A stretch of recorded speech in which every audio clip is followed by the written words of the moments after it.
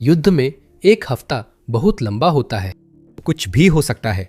और रूस के लिए 7 छोटे दिन उस तेल निर्यात अर्थव्यवस्था को, जो फिर से उभरने की उम्मीद कर रही थी, यूक्रेनी गहरे अंदर तक किए गए हमलों के कारण एक जलती हुई गड़बड़ में बदल सकते हैं।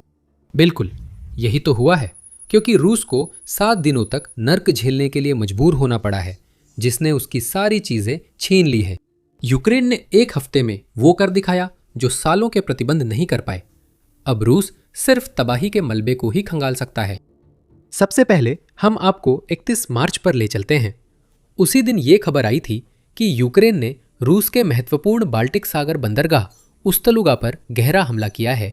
ये हमला एक विशाल तेल परिसर पर हुआ था, जो हर दिन 7 लाख बैरल तेल निर्यात की प्रक्रिया करता है। तेल के अलावा अनाज, उर्वरक और कोयले जैसे अन्य निर्यात के साथ यह हमला बाल्टिक सागर नेटवर्क पर था, जो रूस की 40% तेल बिक्री संभालता है। यह पुतिन के लिए बहुत बुरी खबर होती। 31 मार्च को जो हुआ वो एक बार की घटना नहीं थी, बल्कि जीत का जश्न था, क्योंकि यह उस हफ्ते भर चली गहरी हमलों की श्रृंखला का अंतिम पड़ाव था, जिसमें उस्तलुगा और रूस के दूसरे प्रमुख बाल्टिक बंदरगाह प्रिमोर्स्क को निशाना बनाया गया था। असल में 31 मार्च का हमला उस हफ्ते में चौथी बार था जब यूक्रेन के ड्रोन उस्तलुगा पर गिरकर हमला कर चुके थे। इस दबाव से पुतिन को साफ संदेश मिलता है कि अब तेल अवसंरचना भी निशाना बन गई है, जिसे वो कभी सुरक्षित समझता था। नहीं, यूं कहे, यह सिर्फ निशाना नहीं, बल्कि यूक्रेन जब चाहे मार सकता है। यही बात प्रिमोर्स्क पर भी लागू होती है, जो रूस के लिए यूक्रेनी हमलों का लगातार शिकार बना है, उस हफ्ते के दौरान जो रूस को शायद कभी खत्म न होने वाला लगा होगा। यूनाइटेड 24 मीडिया के अनुसार यूक्रेन ने पुतिन के बाल्टिक सागर बंदरगाहों के खिलाफ 23 मार्च को कुछ ऐसे हमलों के साथ, जो अलग थलग लग रहे थे, अभियान शुरू किया था। यूक्रेन ने फिर से अपने ड्रोन रूपी प्रतिबंध छोड़ दिए, संभवतः रूस की ईरान संकट का फायदा उठाने की क्षमता के जवाब में। लेकिन शायद यही सब होने वाला था, और अगर ऐसा ही होता तो वो भी काफी था। 23 मार्च के हमले में प्रिमोर्स्क में कई धमाके हुए, साथ ही ईंधन टैंकों में आग लग गई। ये उस बंदरगाह के संचालन के लिए बेहद अहम है, जो अपनी पूरी क्षमता पर चलने पर 9,21,000 टन कच्चा तेल और 2,40,000 टन पेट्रोलियम उत्पादों को स्टोर कर सकता है। लेकिन जो एक अलग थलग हमला लग रहा था, वह बिल्कुल भी वैसा नहीं निकला। यूक्रेन ने इसके बाद कार्रवाई की। दिन दर दिन ड्रोन ने उस्तलुगा और प्रिमोर्स्क पर लगातार हमला किया है, जो एक जबरदस्त अभियान है, और ये इतना बड़ा और ताकतवर है जितना पुतिन ने कभी सोचा भी नहीं था। ये बंदरगाह सुरक्षित माने जाते थे, इसी वजह से रूस इनका इस्तेमाल कर रहा था।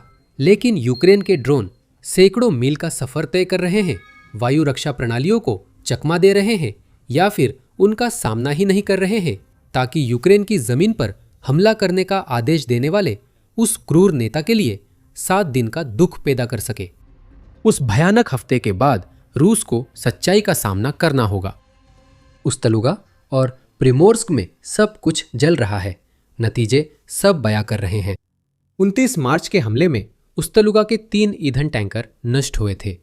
इन टैंकों की 90,000 टन तेल की क्षमता थी, जो अब जल रही है। साथ ही वे टैंक भी जल रहे हैं जिनमें कभी तेल था। 25 मार्च को यूक्रेन के हमले में बंदरगाह पर 5 ईंधन टैंक नष्ट हुए।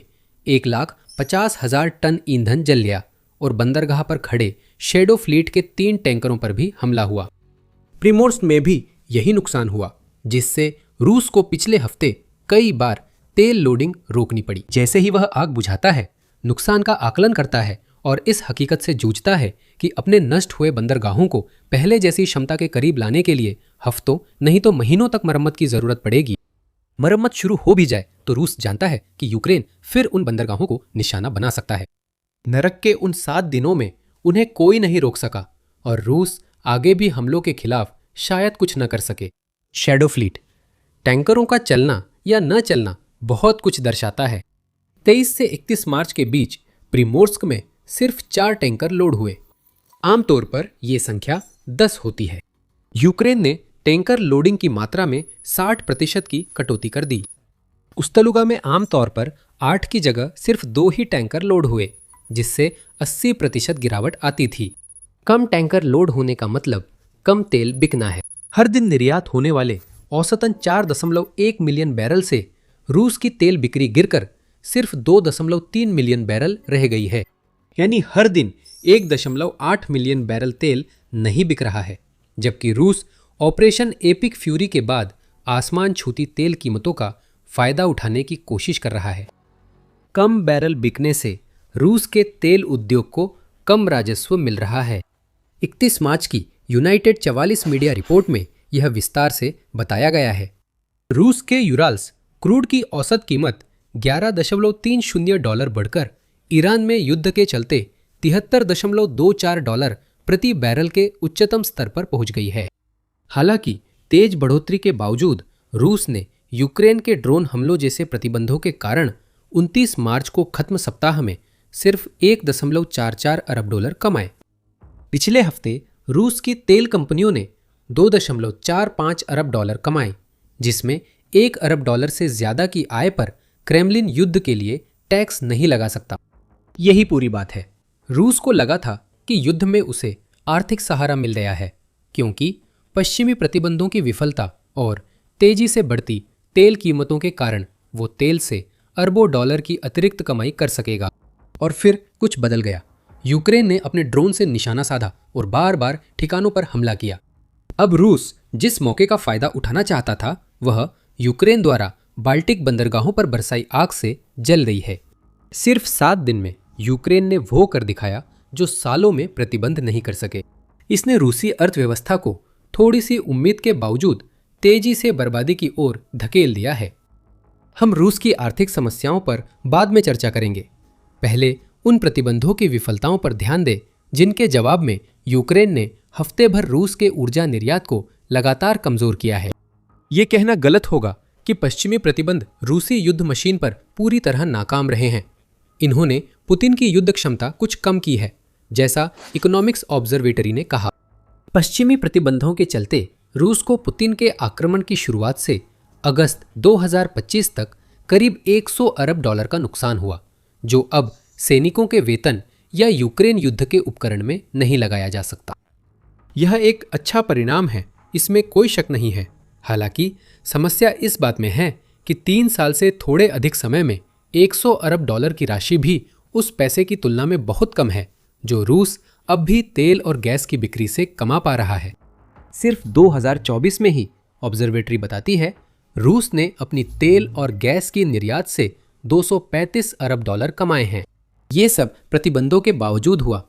2023 की कमाई से 0.5% ज़्यादा और 2021 की कमाई से सिर्फ 3.7% कम था। और 2021 वो साल था जो COVID-19 महामारी से तेल बिक्री बुरी तरह प्रभावित होने के बाद आया था।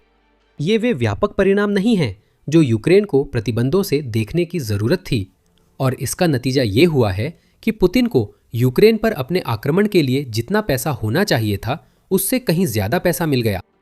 अब इसमें शैडो फ्लीट जोड़े, जिसे पुतिन ने $14 अरब से ज्यादा खर्च कर बनाया और जो रूस में अवैध तेल गैस कमाई बढ़ाने की जिम्मेदार है, तो ये बड़ी समस्या बनती है। पश्चिमी देशों के प्रतिबंध कागज पर अच्छे लगते हैं और असरदार भी हैं, लेकिन ये पर्याप्त नहीं है और ये कहा जा सकता है कि इन प्रतिबंधों को लागू करने में वो सख्ती नहीं दिखाई गई है जैसी उम्मीद की गई थी। इसके बाद ऑपरेशन एपिक फ्यूरी और रोअरिंग लायन शुरू हुए। ईरान के खिलाफ वह संयुक्त अभियान जो शुद्ध अमेरिकी सैन्य शक्ति के प्रदर्शन के रूप में जितना प्रभावी रहा है, उसने प्रतिबंधों के मुद्दे को और जटिल बना दिया है, क्योंकि इससे रूस को एक जीवन रेखा मिल गई है, भले ही वह उतनी मजबूत न हो जितनी पुतिन चाहते हैं। लेकिन जब हम इस पर बात कर रहे हैं, अगर आप इसी तरह की जानकारी देखना चाहते हैं तो द मिलिट्री शो को सब्सक्राइब करना न भूलें। हम हर हफ्ते इसी तरह से सब कुछ विस्तार से समझाते हैं। ऑपरेशन एपिक फ्यूरी जारी रखने के पक्ष विपक्ष में कई तर्क हैं, लेकिन एक बात जिस पर हर कोई सहमत है वो ये है कि इसने ऊर्जा बाजारों में अफरा तफरी मचा दी है। ईरान के असम्मित रणनीति का इस्तेमाल करते हुए होर्मुज जलडमरू मध्य को ब्लॉक करने के फैसले ने सीधे तौर पर उन बढ़ती तेल कीमतों को प्रभावित किया है जिनका हमने जिक्र किया था। संघर्ष की शुरुआत में पुतिन और उनके साथी तेल से पैसे आते देख रहे थे और मुस्कुरा रहे थे। 12 मार्च की रिपोर्ट में द गार्जियन ने बताया कि रूस ने ईरान में युद्ध के पहले 2 हफ्तों में जीवाश्म ईंधन बेचकर करीब 6 अरब यूरो, 6.93 अरब डॉलर कमाए। ये फरवरी के उसी समय की तुलना में 14% की बढ़ोतरी थी, जो तेल, गैस और कोयले की बिक्री में अतिरिक्त 672 मिलियन यूरो या लगभग 776 मिलियन डॉलर के बराबर थी। यह वो अतिरिक्त कमाई है जो रूस को नहीं होनी चाहिए थी और जिस पर क्रेमलिन पुतिन के आक्रमण को वित्त पोषित करने के लिए कर लगा सकता है। मार्च के अंत में बिजनेस इनसाइडर ने बताया कि ईरान युद्ध के चलते आपूर्ति प्रभावित होने से रूस का तेल वैश्विक कीमतों से महंगा बिक रहा था। रूस का तेल पहले $12 की छूट पर बिकता था, लेकिन अब नॉर्थ सी डेटेड ऑयल से $4 महंगा बिक रहा है, जो प्रतिबंधों और प्राइस कैप्स के उलट है। प्रतिबंधों की बात करें तो ईरान युद्ध की शुरुआत से ही पुतिन को एक और फायदा मिला है। मार्च के अंत में अमेरिका ने रूस पर कुछ प्रतिबंधों में ढील दी थी। ये सभी प्रतिबंधों को पूरी तरह से हटाना नहीं है और ये ध्यान देना जरूरी है कि ये केवल अस्थायी है, लेकिन इसका मतलब यह है कि कुछ रूसी जहाज जो पहले अमेरिका की प्रतिबंध सूची में थे, जिनमें रूसी झंडे के तहत चलने वाले तेल कंटेनर जहाज भी शामिल हैं, उन्हें अपने तेल उतारने के संचालन को पूरा करने के लिए एक सामान्य लाइसेंस दिया गया है। आरबीसी यूक्रेन के मुताबिक यह राहत सिर्फ 12 मार्च से पहले लदे माल के लिए है और 11 अप्रैल तक मान्य है। लेकिन इन प्रतिबंधों के बावजूद अमेरिका के इस फैसले का मिश्रित प्रतिक्रिया के साथ स्वागत किया गया है। एक तरफ यह समझना आसान है कि अमेरिका ने यह फैसला क्यों लिया, क्योंकि वह शायद प्रतिबंधों को अस्थायी रूप से हटाने को ऑपरेशन एपिक फ्यूरी के कारण आई तेल कीमतों की उथल-पुथल के लिए एक त्वरित और आसान, हालांकि स्थायी नहीं, समाधान के रूप में देखता है। हालांकि कई पश्चिमी नेताओं ने, जिनमें जर्मन चांसलर फ्रेडरिक मर्क और फ्रांसीसी राष्ट्रपति इमैनुएल मैक्रो शामिल हैं, इस कदम को अनावश्यक बताया है और मैक्रो के मामले में इसे किसी भी तरह से उचित नहीं ठहराया है। अगर रूस को अस्थायी राहत मिलती है तो भविष्य में और प्रतिबंधों में ढील संभव है, खासकर यदि ऑपरेशन एपिक फ्यूरी लंबा चलता है। यूक्रेनी राष्ट्रपति वोलोदिमीर जेलेंस्की ने भी निंदा में शामिल होते हुए फ्रांस में मैक्रों के साथ एक बैठक के दौरान कहा, प्रतिबंधों को हटाने से रूस की स्थिति मजबूत होगी। संयुक्त राज्य अमेरिका द्वारा केवल यह ढील ही रूस को युद्ध के लिए लगभग 10 अरब डॉलर उपलब्ध करा सकती है, जो निश्चित रूप से शांति के लिए मददगार नहीं है। अब निश्चित रूप से अमेरिका ने जो भी किया है जो रूस की मदद करता है, वो सब अस्थायी है। यही बात होर्मुज जलडमरू मध्य की नाकाबंदी और उससे पैदा हुई तेल कीमतों की अफरा तफरी पर भी लागू होती है। डोनाल्ड ट्रंप ने 1 अप्रैल को कहा था कि अमेरिका ईरान में काम पूरा कर रहा है, इसमें 2-3 हफ्ते और लग सकते हैं। हमें देखना होगा कि ये सच है या नहीं।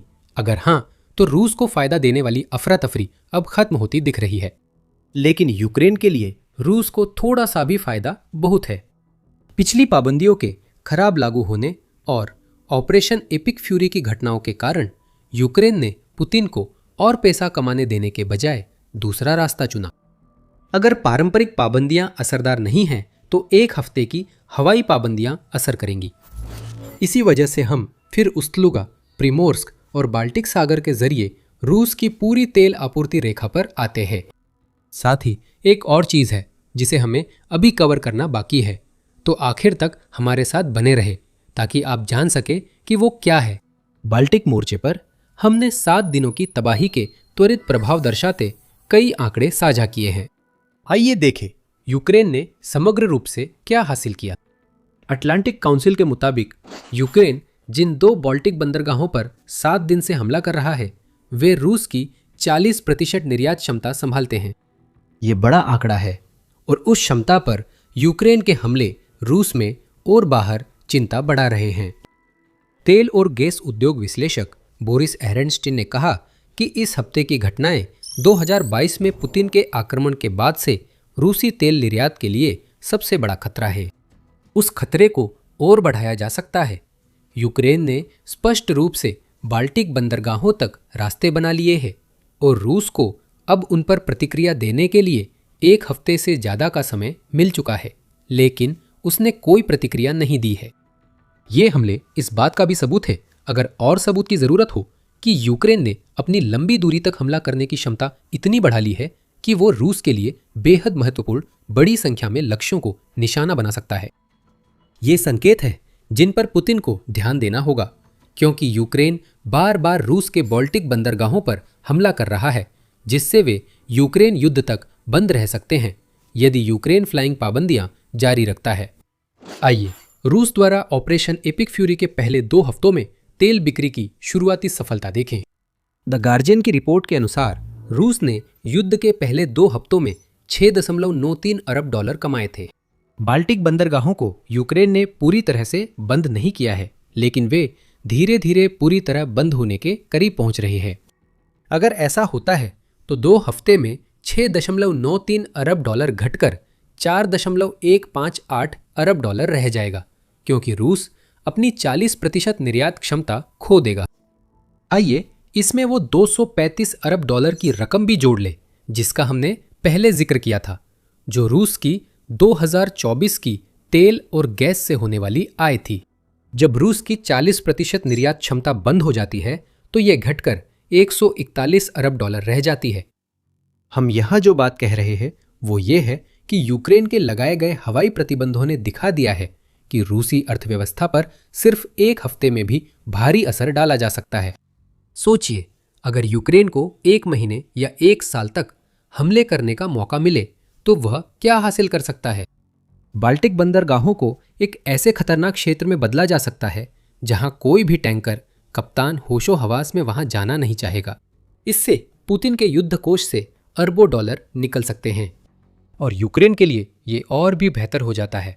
अभी कुछ समय पहले हमने आपको बताया था कि वीडियो में एक और चीज़ है जिसे हमने अभी तक कवर नहीं किया है। वो दूसरी चीज़ साइबेरिया है।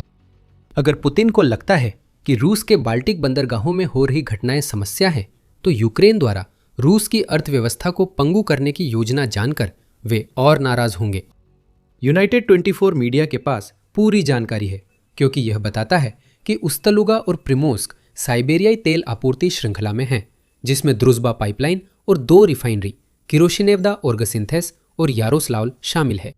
सामूहिक रूप से ये सुविधाएं उन 9 मिलियन बैरल में से 2.6 मिलियन बैरल के लिए जिम्मेदार हैं, जिन्हें रूस खुद दावा करता है कि वह हर दिन उत्पादन कर सकता है। ये रूस के कुल तेल निर्यात का लगभग 1/3 है, जो इन 5 स्थानों पर केंद्रित है। अब उस्तलुगा और प्रिमोर्स्क पर इतने जोरदार हमले हो रहे हैं कि उन्हें बंद करना पड़ रहा है। जनवरी से बंद ड्रूज़बा पाइपलाइन के कारण हंगरी, स्लोवाकिया, चेक गणराज्य समेत कई यूरोपीय देशों को आपूर्ति में दिक्कत हो रही है। यह 5 में 3 बिंदु जुड़े हैं। एक और बिंदु तब सामने आता है जब आप महसूस करते हैं कि यूक्रेन ने रूस पर जो नरक का सप्ताह ढाया, उसमें सप्ताह के बीच में किरोशिनेव्डी ओर्गसिंथेस रिफाइनरी पर हमला भी शामिल था। हमला इतना तेज था कि रिफाइनरी बंद करनी पड़ी, जिससे रूस के निर्यात में और बैरल कम हो गए। जहां तक यारोस्लाव का सवाल है, आप शायद अंदाजा लगा सकते हैं कि हम आपको क्या बताने वाले हैं। ये भी निशाने पर था। 28 मार्च को यूक्रेनी ड्रोन हमले के बाद ये रिफाइनरी आग की लपटों में घिर गई थी।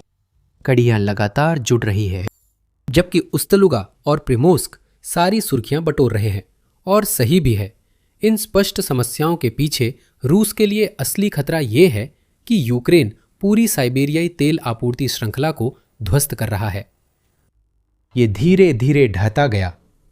ये इतने समन्वित और योजनाबद्ध ढंग से किया गया था जैसा युद्ध के दौरान हमने यूक्रेन से पहले कभी नहीं देखा था। रूस की तेल सुविधाओं पर अलग थलग हमले अब खत्म हो गए हैं। यूक्रेन ने फिर अपनी रणनीति उन्नत की है। अब आपूर्ति श्रृंखलाओं के अहम हिस्सों पर लगातार हमले गहरे हमलों का नया तरीका बन गए हैं, जो पुतिन की सबसे बड़ी समस्या है। वह रूस की अर्थव्यवस्था को सहारा देने वाली महत्वपूर्ण संपत्तियां खो रहे हैं, ऐसे समय में जब अर्थव्यवस्था ठहराव पर है, और यहां तक कि क्रेमलिन समर्थक विशेषज्ञ भी कह रहे हैं कि इसे घुटनों पर ला दिया गया है।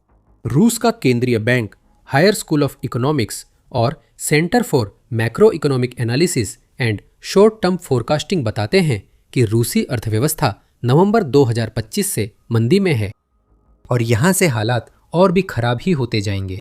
यूक्रेन ने रूस को मुश्किल में डाला है। अब चुनौती है कि उसे वही रखा जाए। नरक जैसा ये हफ्ता वही मुक्कों की बरसात होनी चाहिए जिसके बाद यूक्रेन रूस पर जितना भी वार कर सकता है वो सब करे, हैमेकर्स, अपर कट्स और बाकी सब कुछ। दूसरे शब्दों में अब यूक्रेन का काम है कि साइबेरियाई सप्लाई चेन को ऑफलाइन ही रखा जाए। अस्थायी बंद यूक्रेन के हवाई प्रतिबंधों की प्रभावशीलता दिखाता है।